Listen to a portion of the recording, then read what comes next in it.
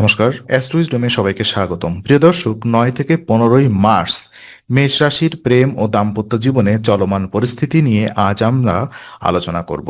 আবেগ নিয়ন্ত্রণ, সম্পর্কের স্থিতিশীলতা এবং গুরুত্বপূর্ণ সিদ্ধান্তের জন্য বিশেষ দিক নির্দেশনা পাবেন। চলুন দেখি বিস্তারিত পূর্বাভাস কি বলছে। প্রথমত সিঙ্গেলদের প্রেম জীবন পর্যালোচনা করব। এই সপ্তাহে মেষ রাশির সিঙ্গেলদের জন্য মুহূর্তের আবেগে কোনো নতুন সম্পর্ক শুরু করা ঝুঁকিপূর্ণ হতে পারে।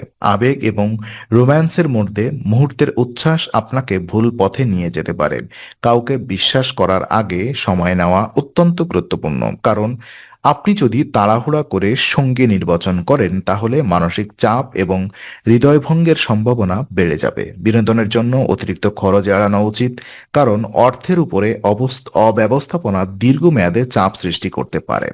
আত্মসম্মান এবং সামাজিক ইমেজ বজায় রাখা এই সময়ে বিশেষ গুরুত্ব পাবে। এছাড়া সমাজ কল্যাণমূলক কাজে যুক্ত হওয়া আপনার আকর্ষণ বাড়াতে পারে আহ, এবং পরিবার ও সামাজিক সম্মানও বৃদ্ধি পাবে। সংক্ষেপে, সিঙ্গেল মেষ রাশির জন্য এটি নিজেকে সচেতনভাবে সামলানোর এবং আবেগের মধ্যে সংযম দেখানোর সময়। প্রেমে থাকা ব্যক্তিদের জন্য দেখা যাচ্ছে, যারা ইতিমধ্যেই সম্পর্কিত তাদের জন্য এই সপ্তাহটি আবেগ নিয়ন্ত্রণ এবং শান্ত আলোচনার জন্য গুরুত্বপূর্ণ। রাগ বা সন্দেহ থেকে ছোটখাটো ঝগড়া বড় আকার নিতে পারে, তাই কঠোর বা আক্রমণাত্মক ভাষা ব্যবহার থেকে বিরত থাকা উচিত। আবেগের বশে বড় সিদ্ধান্ত নেওয়া এই সময়ে ক্ষতিকারক হতে পারে, যেমন সম্পর্কের অস্থিরতা বা ভুল বোঝাবুঝি সৃষ্টি করা।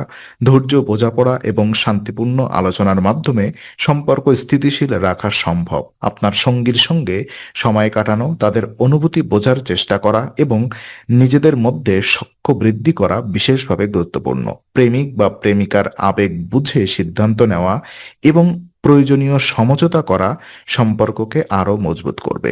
এছাড়াও পারস্পরিক আস্থা এবং বিশ্বাস এই সময়ে সম্পর্ককে টিকিয়ে রাখার মূল চাবিকাঠি। ওদিকে বিবাহিত জীবন পর্যালোচনা করলে দেখা যায়, বিবাহিত মেষ রাশিদের জন্য এই সময়টি সংযম এবং পারস্পরিক বোঝাপড়ার সপ্তাহ। ছোট ছোট মতবিরোধ হতে পারে, তাই সংযম এবং ধৈর্য অত্যন্ত জরুরি। পারিবারিক ও ধর্মীয় কাজে একসাথে অংশগ্রহণ করা সম্পর্কের মধ্যে ঘনিষ্ঠতা বৃদ্ধি করবে। আর্থিক পরিকল্পনা করা অত্যন্ত গুরুত্বপূর্ণ, কারণ বিনিয়োগ বা ব্যয়ের ক্ষেত্রে তাড়াহুড়া ক্ষতিকারক হতে পারে। শান্ত ও সহনশীল আচরণ দাম্পত্য সম্পর্ককে মজবুত করবে এবং পারস্পরিক আস্থা বাড়াবে। এই সময় আপনাদের মধ্যে বোঝাপড়া এবং সমঝোতার মানসিকতা আরও দৃঢ় হবে।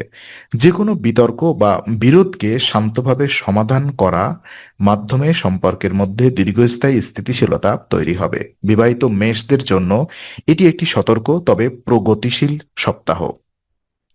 আর বিশেষ উপায় হিসাবে এই সপ্তাহে সম্পর্কের স্থিতিশীলতা, মানসিক শান্তি এবং পারিবারিক সম্মান বৃদ্ধি করার জন্য প্রতিদিন ৪১ বার ওম নম নারায়ণ জপ করার পরামর্শ রয়েছে। এই জপ সকালে বা সন্ধ্যায় নির্দিষ্ট সময়ে করা উচিত এবং মন শান্ত রেখে নিয়মিত পালন করা আবশ্যক।